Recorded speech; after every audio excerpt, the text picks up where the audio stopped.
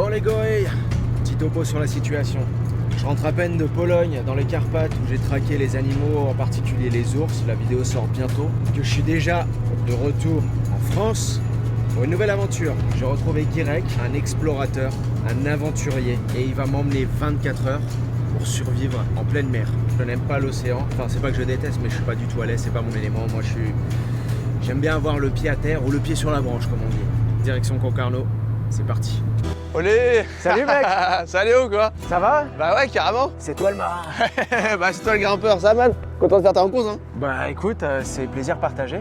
Bah tu connais la mer un peu aussi ou pas? Bah de loin comme De ça. loin? Là, ouais, comme Ok. ça. Apparemment toi tu la connais très bien. Bah je la connais un petit peu, ouais, carrément. Mais aujourd'hui là, tu sais qu'il y a un peu de vent, un peu de houle. Ouais, j'ai vu les prévisions, ouais. Bah ça va être cool! Bah en même temps, soit on fait l'expérience à fond, soit on Carrément. la fait pas. Ouais, on est bien d'accord. Et écoute, l'idée c'est de tourner sur mon IMOCA là, mon bateau freelance.com, tu vois, que j'ai eu pour préparer le Vendée Globe de l'année prochaine. Donc c'est un bateau assez balèze. Et on va faire une nuit en mer, tu vois. L'idée ça va être te faire toucher un petit peu à tout, te montrer un peu le fonctionnement du bateau, t'expliquer comment je dors la nuit, comment fonctionne l'électronique, voilà quoi. Vraiment en immersion totale. Après c'est vrai qu'il va y avoir de la houle là, donc bon écoute, on va regarder tout ça. On va voir. Là pour l'instant, là je suis en mode survie. Est-ce que je vais avoir le mal de mer? Comment ça va se passer? Mais écoute, franchement très hâte d'être sur le bateau, de voir le large, la nature, c'est ça qui m'intéresse. Carrément. Bah ouais, bah là tu vas être servi. Hein. En plus là c'est beau, c'est un super terrain de jeu. On va passer devant les Glénans, on appelle ça un peu la Caraïbe de la Bretagne quoi. Tu vas passer un bon moment je pense. Nickel. Yes Ouais. man. Super. Bon on y va? Ah bah je te suis. Allez c'est parti.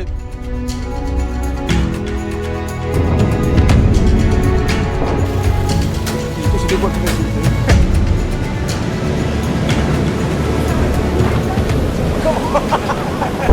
La puissance des éléments du vent et de la mer là. Face extérieure là.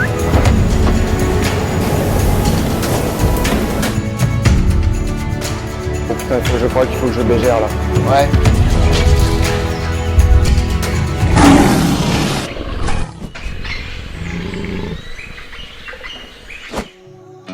Guirec Soudé est un navigateur aventurier de 31 ans. En 2013, il part pour un tour du monde à la voile en solitaire et adopte Monique, sa poule, en escale aux îles Canaries. Il parcourt ensuite l'ensemble du globe en passant par les pôles. Hiverne en totale autarcie dans les glaces du Groenland et Guirec arrive à survivre grâce aux œufs de Monique car il n'arrive pas à pêcher. Après d'innombrables défis, en 2021, il se lance dans la traversée de l'Atlantique à la rame, traversant d'est en ouest pendant 74 jours en solitaire et sans assistance, puis d'ouest en est pendant 107 jours, dont une grande partie sans contact suite à un retournement ayant noyé tout son équipement. Guirec est aujourd'hui dans le monde de la compétition et prépare le Vendée Globe 2024. Je vais partir à bord de son IMOCA et vivre une expérience unique durant 24 heures en pleine mer. Petit rappel, pour un singe comme moi, l'eau c'est vraiment pas mon truc. Je vais vraiment sortir de ma zone de confort. Voilà la bête. Ouais, exactement. Oh, Qu'est-ce que mon t'en Dieu. penses? Pas mal hein? Bah je te dirais ça tout à l'heure, mais là à première vue il est magnifique. C'est un beau canot hein. Oh là là. Donc ça c'est des bateaux qui ont été conçus pour le Vendée Globe. Tu vois, vraiment le tour du monde en solitaire. Quoi. Je te propose d'embarquer à bord. Hop. Tu vois, il y a Lucie qui est toujours en train de bricoler là, tu vas voir Lulu. Salut. Comment ça va? On peut se faire la liste.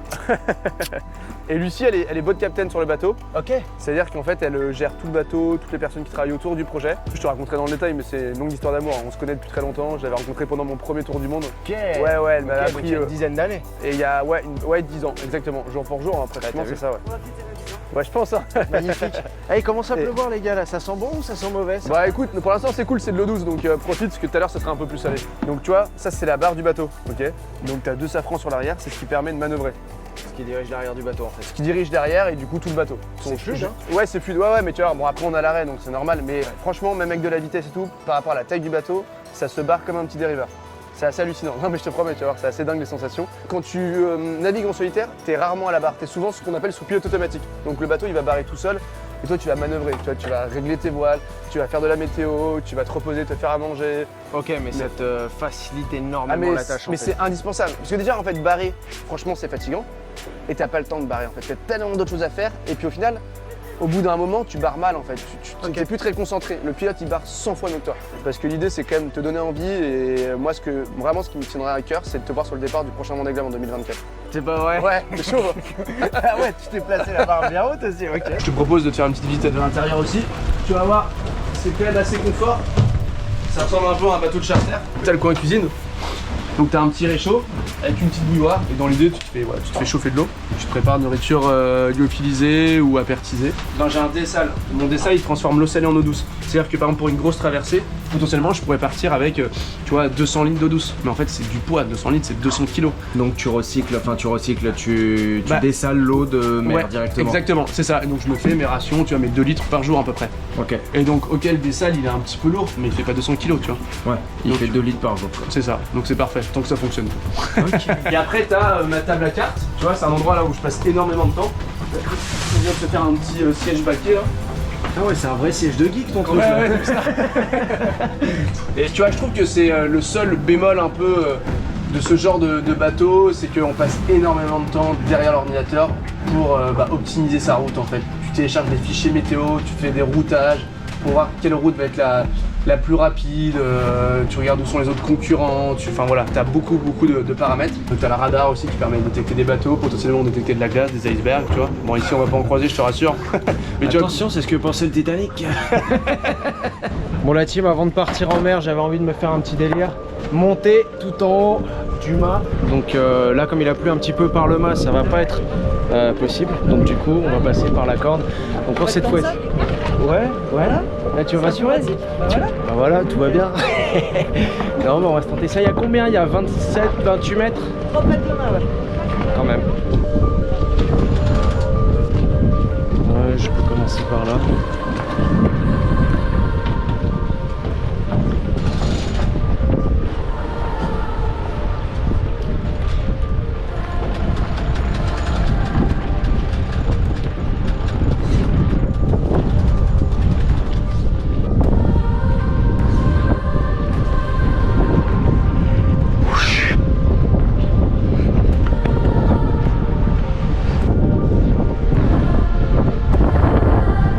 Comme un arbre, ça me rappelle les lianes. C'est quand même assez cool. Et surtout c'est cool de le faire sécurisé parce que je sais pas si j'aurais le jus de monter les 30 mètres de mât sur ces cordes super lisses et glissantes, toutes mouillées, donc belle expérience.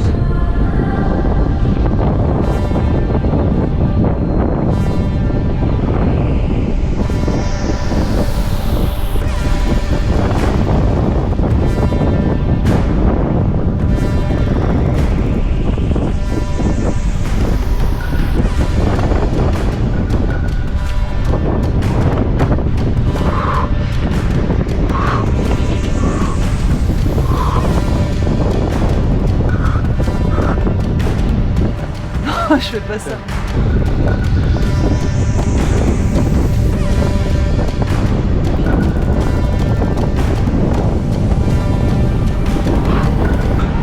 Eh, ça fatigue là. Ça va défoncer les pieds. Je suis presque arrivé là.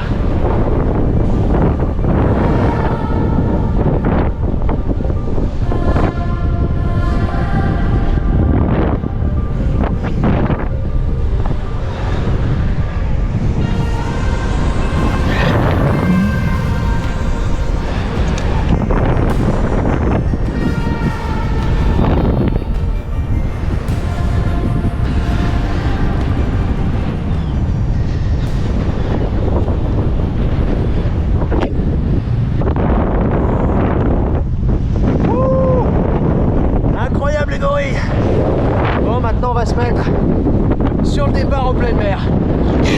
Yaman. Ouais, bravo, hein. Putain. Bah, bravo hein. J'ai vu une terre là-bas. J'ai vu les glaciers du Groenland. J'ai l'impression que j'essaie de retarder au maximum le départ en mer. Mais c'est le moment de quitter la terre ferme, pour prendre le large pendant 24 heures. Non mais quand tu t'embarques en fait dans la compétition, que tu veux vraiment vivre de ça, t'es obligé d'avoir des sponsors qui te suivent, on est d'accord? Ah bah là t'as pas le choix. Là t'es quand même sur des gros budgets. Et donc t'as pas le choix de faire appel à des entreprises. Nous on n'a pas forcément fait le truc dans le bon sens, dans le sens où à la base tu commences déjà par trouver un partenaire, trouver tu as une équipe qui va t'accompagner, trouver le bateau. Et si tu veux, nous qu'on a voulu monter le projet Vendée Globe, on a d'abord commencé par acheter le bateau. Et une fois qu'on a acheté le bateau, si tu veux, enfin bon c'est la banque qui l'a acheté, moi je me suis mis quand même sérieusement dans la merde, donc là j'avais la pression, dans le sens que j'avais plus le choix de trouver un sponsor, sinon ça allait pas trop le faire quoi. La chance que j'ai eue, c'est que j'ai fait la rencontre justement de Sylvestre, le PDG de freelance.com. Lui avait jamais fait de sponsoring mais je savais qu'il aimait la voile et franchement bah, il est parti, il nous a suivis. En tout cas moi c'est vraiment une fierté de porter leurs couleurs parce que c'est une entreprise dans laquelle je me retrouve énormément et j'avais pas envie de faire ça avec n'importe qui quoi. J'aurais préféré ne rien faire qu'avoir un sponsor avec qui j'étais pas du tout en adéquation. En fait, il n'y a rien qui a changé, sauf que bah, ouais, c'est plus confortable dans tous les sens du terme. C'est juste que sinon, ça aurait pas pu le faire. En plus, je trouvais que ça me ressemblait vraiment parce que moi, je suis un peu un freelance des mers, tu vois. Je suis toujours en train de courir à droite, à gauche, à faire plein de supports différents. Sur un nom de sponsor, ça pouvait pas mieux tomber non plus, quoi. Il est autogonflant, tu Ok. mets un trou dans chaque bras, comme ça. Si tu tombes dans l'eau, il se gonfle tout seul, sinon tu as là. Ah c'est ça, ok, c'est la petite poignée jaune. Allez, c'est parti mon kiki. Le bourrico est démarré là. Magnifique. Ah, du coup, c'est 2 fois plus facile.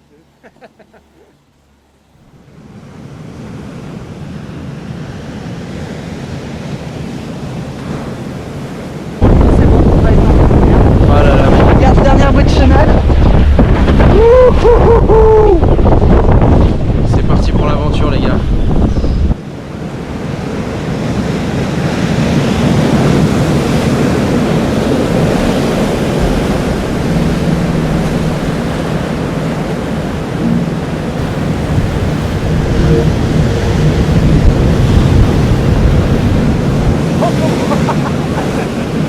Comment il passe? La puissance des éléments, du vent et de la mer là.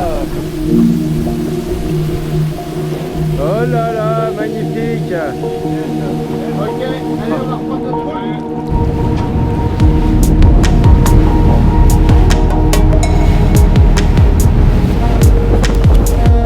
Ok, c'est pas mal. Ouais, là on est pas mal là. Là je peux venir rebloquer maintenant. Tac. Voilà, super. Les conditions sont mouvementées quand même, hein, on va pas se mentir, hein, quand t'as pas l'habitude comme moi, c'est quand même particulier.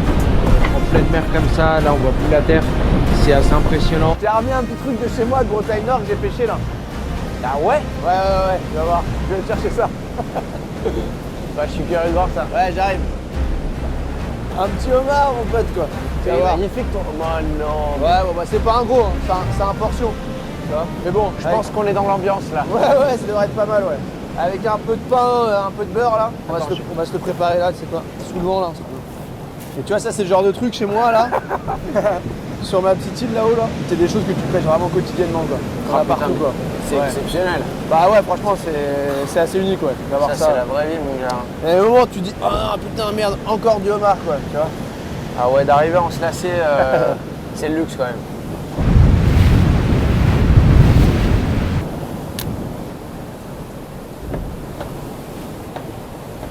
Ah, merci mon pote.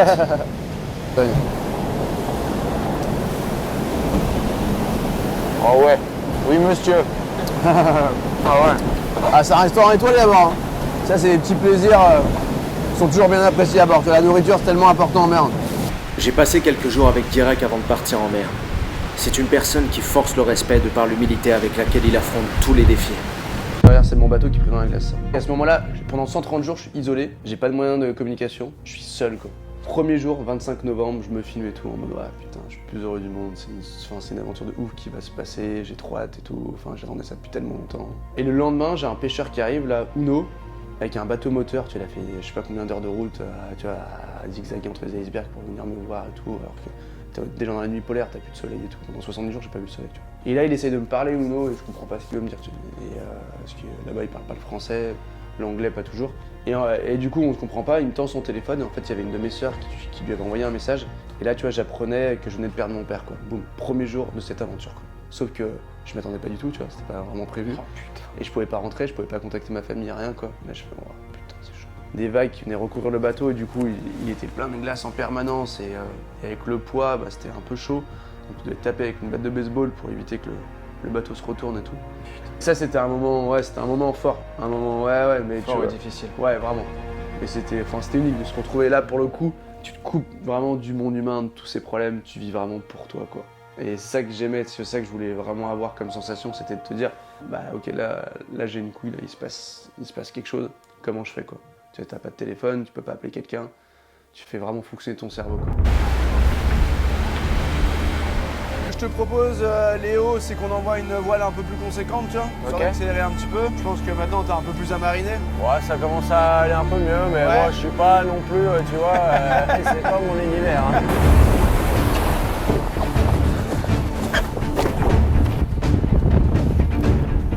Ok. Moi, je vais aller hisser la voile, ok? Je vais le mettre à l'arrière.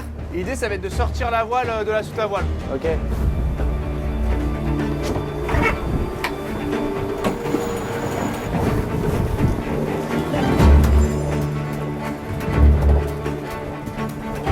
Ok. C'est bon? Ouais. Ok.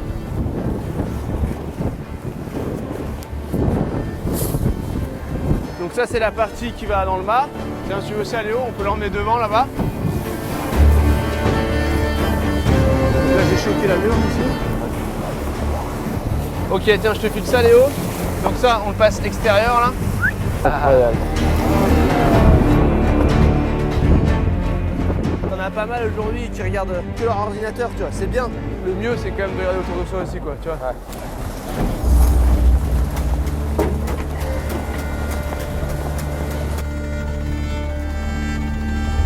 Ok. Ça commence à péter là. Ok, et ben écoute, là on a le glace qui est en place. Maintenant on va pouvoir se le dérouler. Ok. Donc là je vais requiller un petit peu. J'envoie la quille.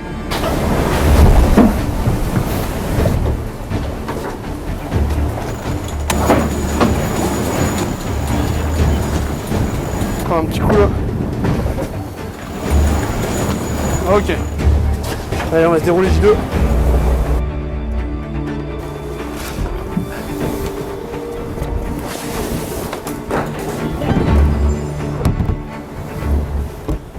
J'espère qu'on va réussir à passer au-dessus de l'île. C'est vraiment la meilleure. Ce qui devait arriver arrive. Je me sens vasouillard. Et là, on va pas tarder à bouffer. On va pas tarder à bouffer. La nuit est tombée, il est 22h40. C'est vrai que ça me sort carrément de ma zone de confort. Et là, ça brasse. Quand t'as pas l'habitude et que t'es juste brassé par le vent sur la cime des arbres, ça passe encore. Mais là, faut que je reste allongé. Voilà, du coup, je viens d'allumer le petit réchaud. Dedans, on a mis de l'eau. Donc, ce qui est cool, on va faire ça au bain-marie, tu vois. Donc, et on n'a pas besoin que ce soit forcément de l'eau douce. Tu mets ça dedans et puis après, t'attends quoi. T'attends 15 minutes, 20 minutes. Là, je vais peut-être te filer une cuillère, ce sera peut-être mieux, non?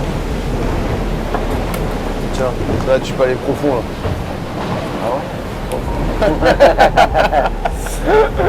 Là, tu parles des vrais animaux ou des esprits ou... Des vrais animaux, putain, je crois qu'il faut que je bégère là. Ouais. Ouais. Vas-y, va dehors.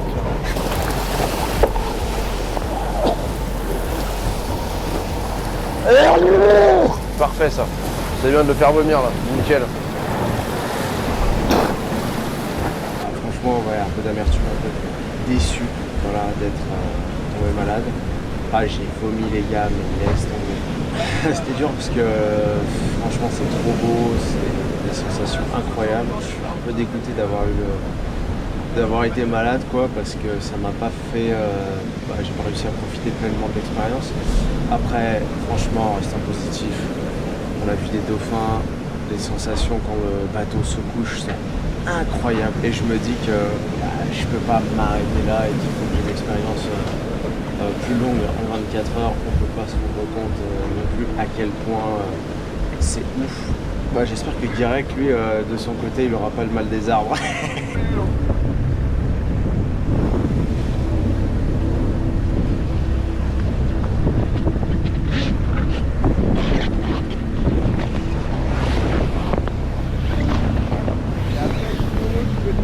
À l'arrière avec les bouchons sur la baume, tu vois.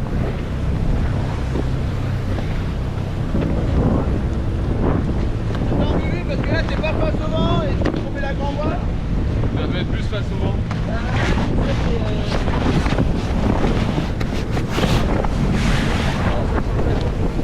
C'est bon.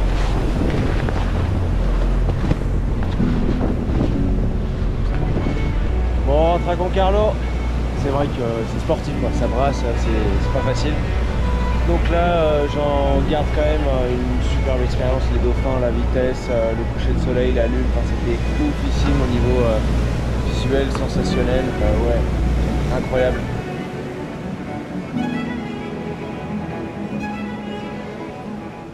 honnêtement, c'est peut-être 24 heures et tout, et ça paraît pas grand chose, mais j'en ai chié un petit peu quand même. C'est vraiment pas mon élément. Je te remercie vraiment pour cette expérience de fou. Yes, avec plaisir, man, ça me fait plaisir. On se comprend tous les deux. C'est moi.